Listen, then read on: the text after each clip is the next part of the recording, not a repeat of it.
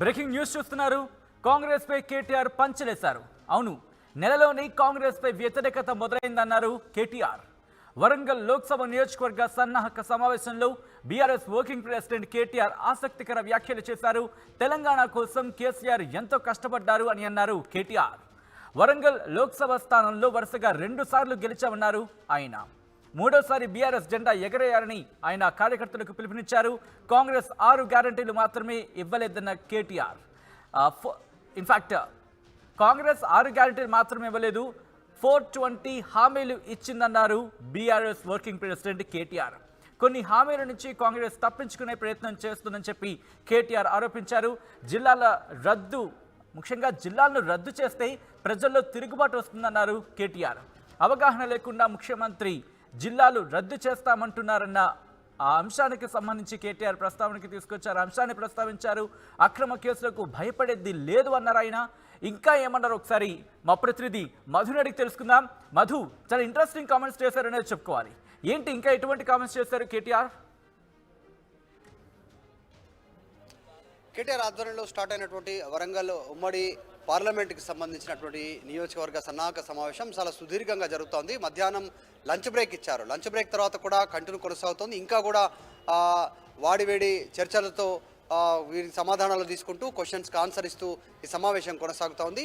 మొన్న జరిగినటువంటి ఓటమికి సంబంధించిన విశ్లేషణ చేసుకుంటూనే ఇక్కడ స్థానికంగా వరంగల్ జిల్లా నుంచి వచ్చినటువంటి వరంగల్ ఉమ్మడి పార్లమెంట్ జిల్లా నుంచి వచ్చినటువంటి నియోజకవర్గం నుంచి వచ్చినటువంటి నాయకుల సూచనలు, సలహాలు, వారు చెప్పినటువంటి అన్ని విషయాలను వింటూనే వారు పార్టీ నాయకులకు, కార్యకర్తలకు ఒక కీలకమైన సూచనలు చేశారు కేటీఆర్. వచ్చేటువంటి పార్లమెంట్ ఎన్నికల్లో మళ్ళీ విజయం సాధించాలి వరంగల్ పార్లమెంట్ నుంచి. ఎందుకంటే 2 టర్మ్స్ గెలవడం జరిగింది. తెలంగాణ కోసం కష్టపడ్డది కేసీఆర్, తెలంగాణ తెచ్చింది కేసీఆర్. కాబట్టి ఆ క్లెయిమ్ చేసుకునేటువంటిది పూర్తిగా అధికారం బీఆర్ఎస్ పార్టీకే ఉంది. తెలంగాణలో ఉద్యమ పార్టీగా మొదలై అధికారంలో 2 సార్లు అధికారం చేపట్టినటువంటి పార్టీ. ఈసారి జరిగినటువంటి అనేక కారణాలు ఉన్నప్పటికీ కూడా కాంగ్రెస్ పార్టీ ఇచ్చినటువంటి 420 హామీలతో బీఆర్ఎస్ ఓడిపోవడం జరిగింది, అధికారానికి దూరం కావడం జరిగింది. అదే విషయాన్ని ప్రజల తరఫు నుంచి పోరాడదాం, గట్టిగా నిలదీసే ప్రయత్నం చేద్దాం. అసలు కాంగ్రెస్ ప్రభుత్వం ఏర్పడ్డ తర్వాత నెల రోజుల్లోనే గ్రౌండ్ లెవెల్లో వ్యతిరేకత పెరిగింది, అది కనిపిస్తూ ఉంది. త్వరలోనే మరింత వ్యతిరేకత పెరుగుతుంది, ప్రజల తరఫున పోరాటం చేయడానికి సిద్ధంగా ఉండండి అంటూ ఆయన చెప్తూనే వీరందరికీ దిశానిర్దేశం చేశారు. అయితే ఇక్కడితోనే కాకుండా కాంగ్రెస్ అధికారం చేపట్టినప్పటి నుంచి బీఆర్ఎస్ పార్టీకి సంబంధించిన నాయకులపైన కక్షపూరితంగా వ్యవహరిస్తూ ఉంది. కొద్దిమంది పైన దాడులు జరుగుతూ ఉన్నాయి, కొద్దిమందిని హత్య చేస్తూ ఉన్నారు, కొద్దిమంది పైన అక్రమ కేసులు బనాయిస్తూ ఉన్నారు, భయభ్రాంతులకు గురి చేస్తూ ఉన్నారు. ఇది మానుకోకపోతే బీఆర్ఎస్ పార్టీకి స్ట్రాంగ్ లీగల్ సెల్ ఉంది. లీగల్ సెల్ ద్వారా పూర్తి స్థాయి భద్రత ఉంటుంది. వారి తరఫున కొట్లాడదాం, మీ తరఫున పార్టీ నిలుస్తుంది అంటూ కేటీఆర్ ఇక్కడ ఉన్నటువంటి బీఆర్ఎస్ పార్టీ నాయకులను ఉద్దేశించి మాట్లాడడం జరిగింది. పసునూరి దయాకర్ ప్రస్తుతం ఎంపీగా ఉన్నారు. వచ్చేటువంటి పార్లమెంట్ ఎన్నికల్లో ఎవరికి సీట్ ఇచ్చినా కూడా ఖచ్చితంగా గెలిపించుకునే ప్రయత్నం చేయండి. అసెంబ్లీలో జరిగినటువంటి నష్టం పార్లమెంట్లో జరగకుండా అందరూ కలిసికట్టుగా వరంగల్లో పార్లమెంట్ నియోజకవర్గం పైన పనిచేయాలి అనేటువంటి చెప్తా ఉన్నారు. ఎందుకంటే పేటెంట్ తెలంగాణకు సంబంధించినటువంటి మాట్లాడాల్సిన పేటెంట్ ఒక పొలిటికల్ పార్టీ తీసుకుంటే కేవలం బీఆర్ఎస్ పార్టీకే ఉంది, అది మీరు ప్రజలకు వివరించండి. మిగతా 2 పార్టీలు కూడా జాతీయ పార్టీలు, ఢిల్లీ పార్టీలు అనేటువంటిది ప్రజలకు వివరించే ప్రయత్నం చేయండి. ప్రస్తుతం రాష్ట్రం ఢిల్లీ కంట్రోల్లోకి వెళ్ళింది. ఇక్కడ ఉన్నటువంటి నేతలంతా కూడా ఢిల్లీ నేతల కంట్రోల్లో ఉన్నారు, అది వివరించండి. మొన్నటి వరకు తెలంగాణ ప్రజలు తెలంగాణలో ఇష్టాయిష్టాలను బట్టి ఇక్కడ నిర్ణయాలు ఉండేది, కానీ ఇప్పటి నుంచి ఢిల్లీ నుంచి ఏం చెప్తే అదే ఇక్కడ ఇంప్లిమెంట్ చేసే పరిస్థితి ఉంది. అది ప్రజలకు వివరించిన తర్వాత ఎన్నికల్లో వెళ్ళాలంటూ వీరందరికీ దిశానిర్దేశం చేశారు. సో ఓవరాల్గా కాంగ్రెస్ పార్టీకి సంబంధించినటువంటి హామీల అమలు విషయంలో సిద్ధంగా ఉండడం అంతా కూడా 420 హామీలు, కాంగ్రెస్ పైన వ్యతిరేకత ఆల్రెడీ ప్రారంభమైందంటూ కార్యకర్తల సమావేశంలో కేటీఆర్ మాట్లాడారు. రైట్, అంటే పార్లమెంట్ ఎన్నికలకు సిద్ధమవుతున్న పరిస్థితి కనిపిస్తుందని చెప్పుకోవాలి.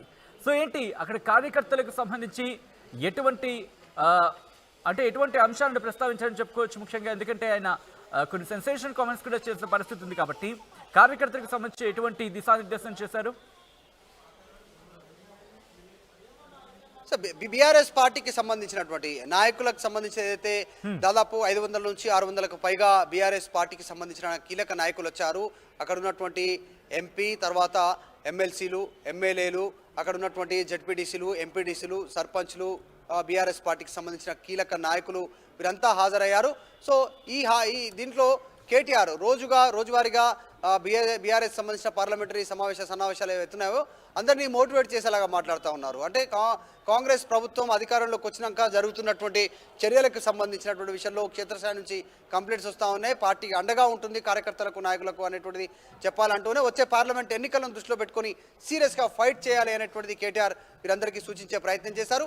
సో రోజువారీగా జరిగేటువంటి కార్యక్రమాల్లో ఈరోజు వరంగల్ పార్లమెంట్ నియోజకవర్గానికి సంబంధించినటువంటి సన్నాహక సమావేశం జరగడంతో వీరందరికీ కేటీఆర్ దిశానిర్దేశం చేసే ప్రయత్నం చేశారు.